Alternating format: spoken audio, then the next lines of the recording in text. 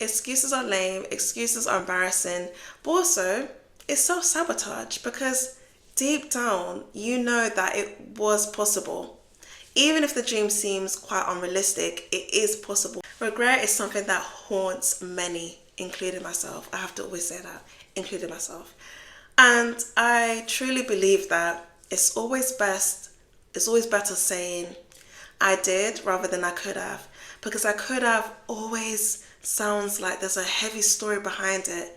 And as you get older, you really realize that it's either embarrassing to repeat the whole I could have, and then there's always a lead up question of why, what happened, or what was the reason behind it, and then you either scramble for words, you try to make up a story to justify it, aka you're making excuses. So it's always best to say I did rather than I could have. Go after it, don't give up, keep moving forward. Remember that everyone has failed at least once at something. So for example, it could be riding a bike, I don't know, struggling to tie their shoelaces as a kid, or maybe I can't think of many examples, but there's so many examples where you don't reflect on it because they're trivial and it's minuscule in comparison to how much things you want to accomplish in your life. And you should apply that premise to your goals as well. Like some of your goals, you'll pursue, you'll persevere.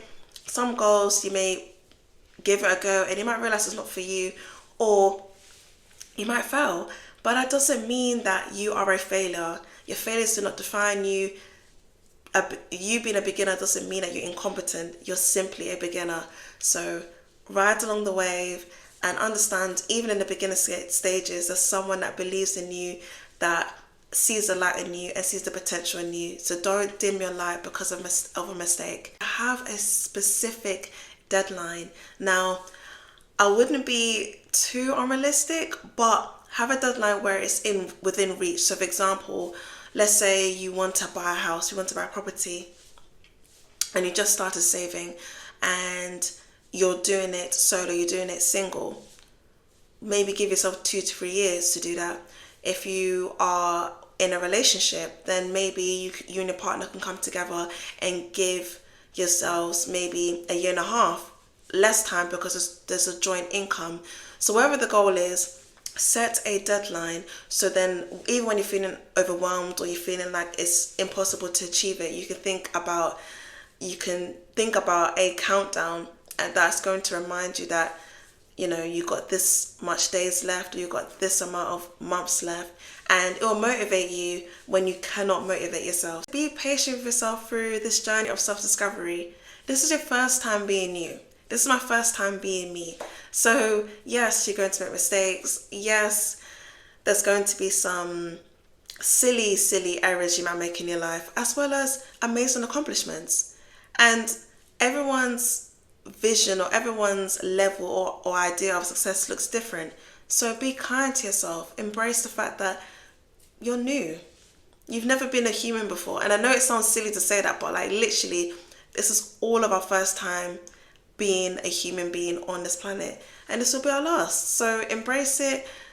Don't be too hard on yourself. Be open to new things and enjoy this journey of self-discovery. You need to be at peace with who you are today, and that doesn't mean you're not holding yourself accountable for your mistakes, or hold yourself accountable for your procrastination, or hold yourself accountable for the amount of excuses you've made. No.